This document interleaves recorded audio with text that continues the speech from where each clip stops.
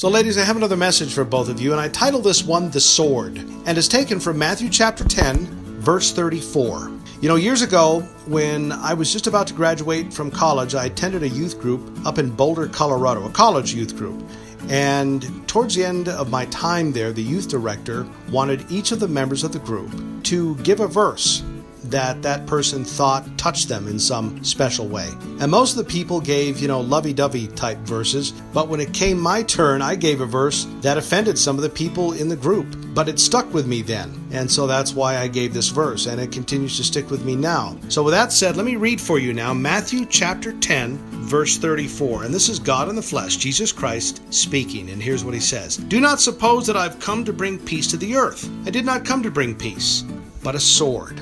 Like it or not, we are charged as believers in the Lord Jesus Christ, both of you, right, and me, and all other believers for that matter, to preach the gospel of Christ. And the gospel of Christ is a sword, in that it stabs right at the heart of people, of who they are, of their self-worth, of their achievements, and all of these things. And it's also a divider, and because of that, it is offensive. The fact of the matter is, I can't think, really, of any more offensive message, think about this, that you can preach to people than the gospel of Jesus Christ. Because at the center of this message is the doctrine of justification by faith. That, like it or not, at the end of the day, we are ultimately justified by what God on the cross has done for us, and not what we have done. And the fact of the matter is, nobody likes to be told that their works are, at the end of the day, ultimately worthless. You say that to a man or a woman, those are fighting words. Because when you say something like that, you're going against, as I said earlier, their sense of self-worth, their sense of achievement and purpose. And I think that it's offensive also because in order for people to really understand the gospel, to really get it, to really surrender to Christ, it means that they're going to have to go through a breaking time. Often it comes through things like, divorce, like loss of a child, loss maybe of a business or even a ministry that you've worked your whole life going through.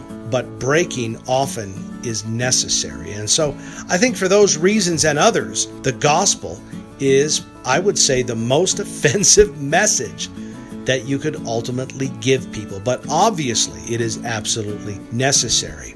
And I guess I give you this devotion here today, this message, perhaps to prepare you for not just what you go through today, but I think once again, and I know I'm a broken record, what I believe the United States is going to go through very shortly. Because I think on a national scale, we're going to go through some very ghastly, unthinkable times as a country. And I think because of that, you're going to see kind of a national brokenness come upon the American people. And there are going to be a lot of angry, distraught, devastated individuals. And as a result of that, they're going to be ready as they never were for the gospel of the Lord Jesus Christ. God bless you both.